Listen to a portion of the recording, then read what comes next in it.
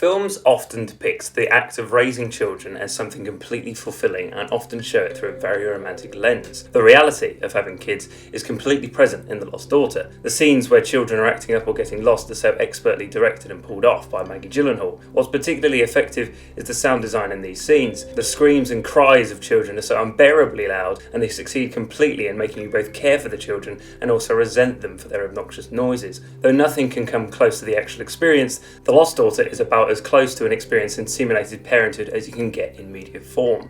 Of course, you can't have immersion without great acting, and that's exactly where The Lost Daughter completely excels. Olivia Colman instantly brings you into her character with her heartwarming and nervous performances later. She feels a lot more real and less over the top as she did in The Favourite. While both of her characters are meant to be similarly middle-aged women with anxiety issues, Leda feels a lot more down to earth, and I think she completely succeeds in topping the role that Colman won her Oscar for. Though the performance that should get more Oscar attention is Jessie Buckley's. Buckley has been quite wasted in a lot of projects she's been signed on for, whether it be because the film she's in is overly avant-garde, like I'm Thinking of Ending Things, or whether she's just been assigned a moaning wife character, as in The Courier. Nothing has really given her the freedom to show off as much as she does here. Buckley transcends our reality and basically becomes a young mum. Both her performance and the simple dyeing of her hair make her completely unrecognisable as the ginger Irish actress I've come to know. Though I didn't quite see her as a young Olivia Colman, she nevertheless matched Colman's excellent performance, making for two parallel stories that flow together reasonably well without too much of a slog. Though that's where the film does start to lose some merit. The Lost Daughter, while being well directed for the most part,